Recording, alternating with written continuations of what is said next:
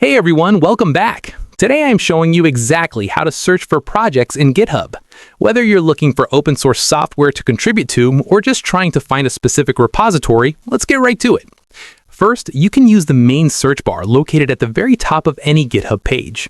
If you know the general name of the project, simply type it in and hit enter. To get much more specific and cut through the noise, you can use text filters right in that search bar. For example, if you want to find a project by a specific user or organization, you can type user : followed by their username, or org : followed by the organization name, right before your search term, right in that search bar.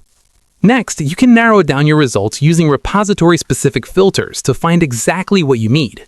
If you want to find a project written in a certain programming language, just add language : and the name of the language, like Python or JavaScript.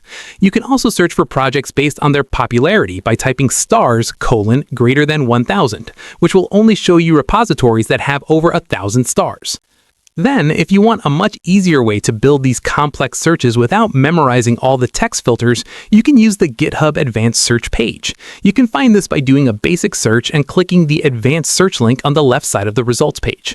This page gives you a form with simple text boxes where you can fill in the owner, the exact repository name, the date it was created, and the license type, and it will automatically build the perfect search query for you.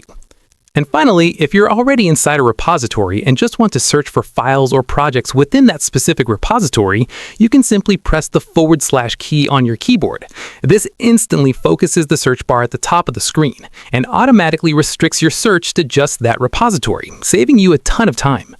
And that's it. You now know how to quickly and efficiently find any project on GitHub. If this quick guide helped you out today, please give the video a thumbs up and subscribe for more tech tutorials. See you in the next one.